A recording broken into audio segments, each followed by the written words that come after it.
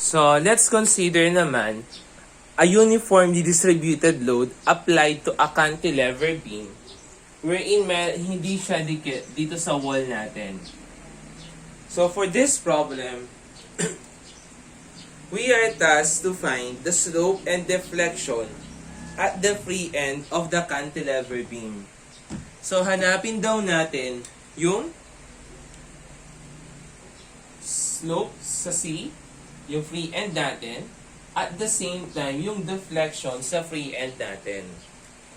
So, for this example, ina-apply natin yung principle ng continuity. So, kailangan continuous to.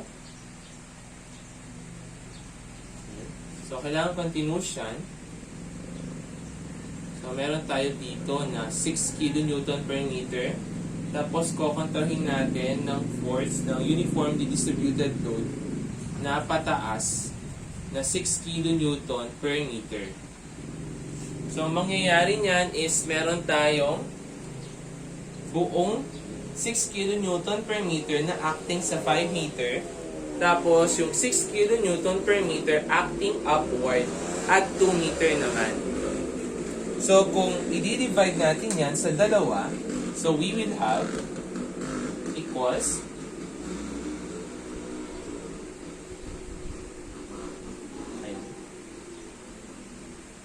so meron tayong uniformly distributed load na 6 kN per meter sa span na 5 meters plus so meron pa tayong ditong cantilever tapos so, meron tayo ditong upward, the force, which is equal to 6 kN per meter, na merong length na 2 meter, tapos dito is 10 meter. So, dalawa sila. So, hahanapin natin yung deflection at saka slope dun sa free end. So, first of all, gagawin muna natin is hanapin muna natin yung value ng elastic curve niya. So, from this point, since it is a cantilever beam, hindi muna siya magde-deflect at a certain point, tapos bababa na siya. So, same din dito, since pataas yan, so at a certain point, hindi muna siya magde-deflect, tapos pag ganyan na. So, hahanapin natin dito is yung deflection natin at saka slope dito sa free end natin. So, unang-una, diba? So, kung magda-draw tayo, so we have here, so kung magda-draw tayo from this point, tapos mag-draw tayo dyan ng tangent, so mangyayari nyan is eto nyan, yung value nyan is equal siya sa theta 1.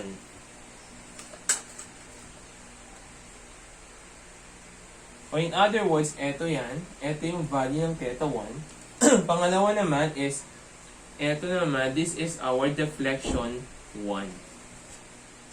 So, sa susunod naman, since eto lang yung nakakontribute sa moment, so mangyayari nyan is, kung magda-draw tayo dyan, so, ayusin natin yung diagram natin.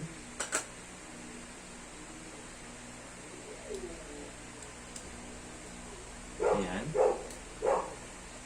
So, that will become, so, ayan.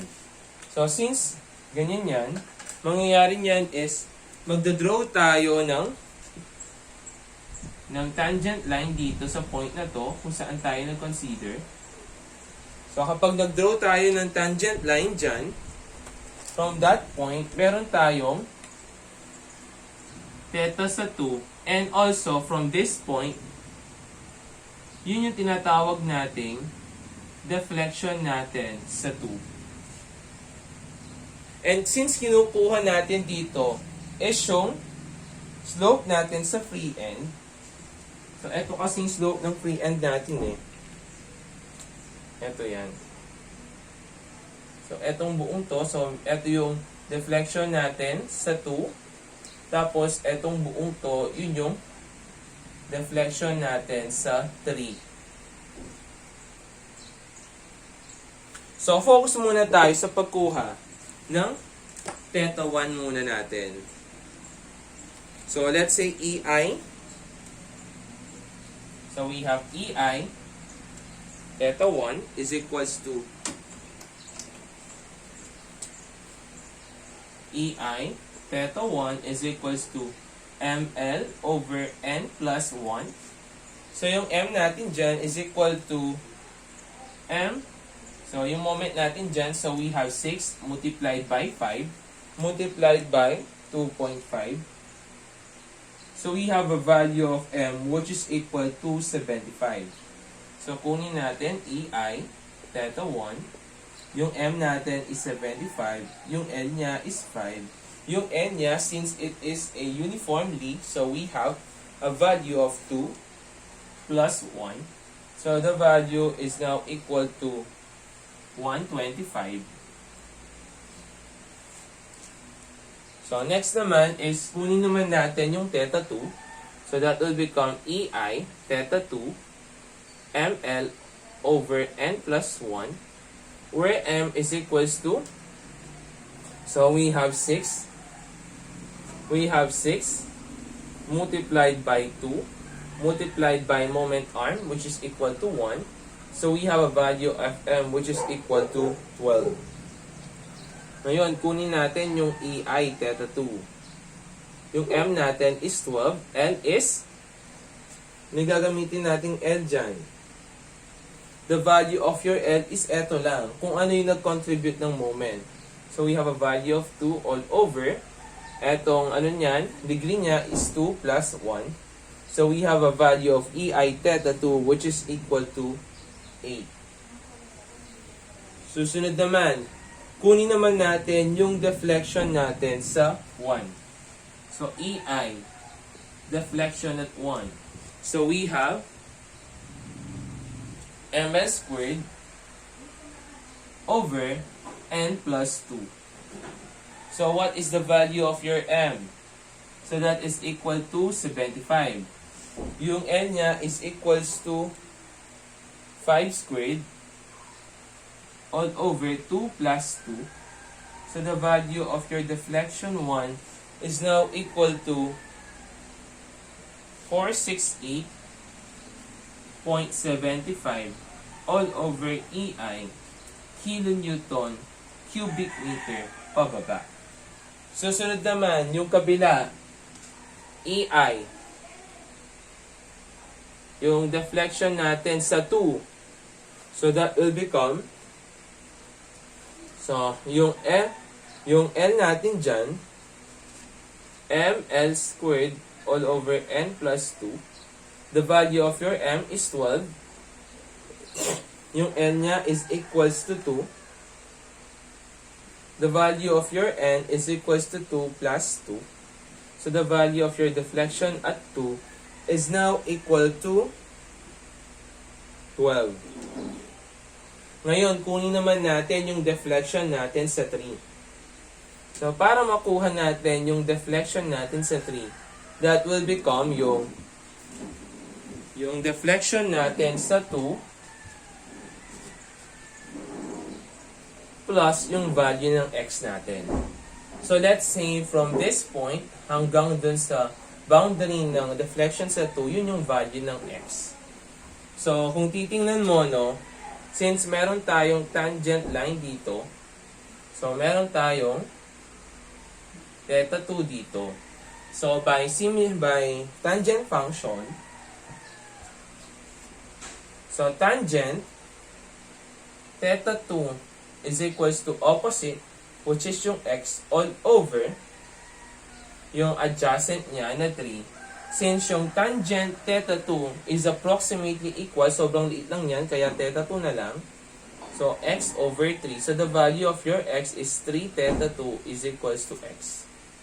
So, mangyayari yung deflection natin sa 3 is equals to yung deflection natin sa 2 na 12 over EI to.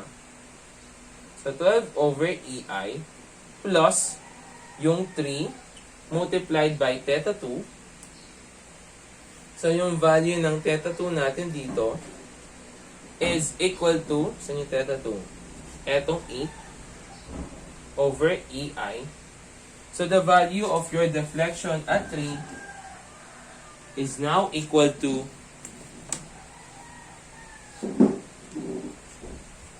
36 over EI. Kilonewton cubic meter upward naman. Since upward siya. So, ngayon, isolve na natin yung value ng mga deflections natin at saka slope. So, unahin muna natin yung deflection natin sa C. So, that will become theta 1 plus theta 2. Kaso, let's say,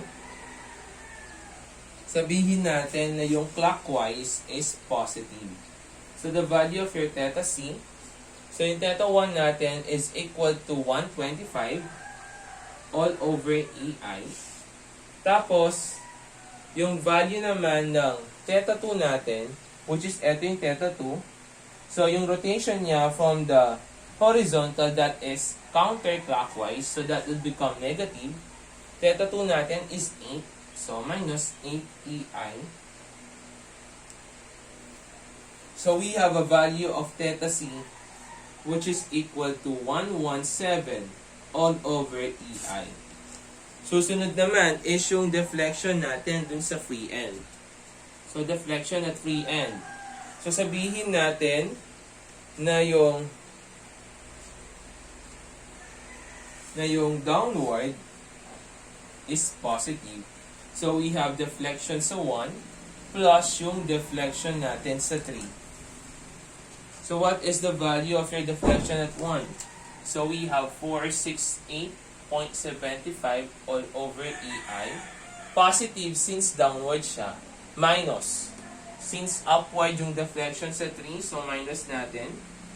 Minus the value of 36 all over EI. So, the value of your deflection at C is now equal to 432.75